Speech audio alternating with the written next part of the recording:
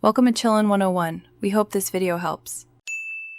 You start by enabling WSL and the virtual machine platform so Kali can run natively within Windows. Open PowerShell as admin and run the enable commands. Restart when done. Once rebooted, install the Microsoft Store Kali package or import the official WSL tarball to ensure the correct distro. Make sure to use Windows 10 Build 2004 or newer because it provides improved performance and full system call support, which Kali tools rely on for stability and networking. Once Kali is installed, open it and create a non-root user. You need least privilege for many tools, yet root access remains available.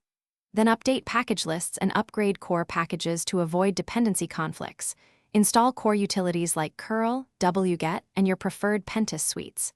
Make sure networking works, test DNS, and if needed, configure resolve. Conf or WSL network settings. If you plan to use GUI, prepare an X server on Windows and forward display settings. To finish, decide whether you'll use the command line or a GUI.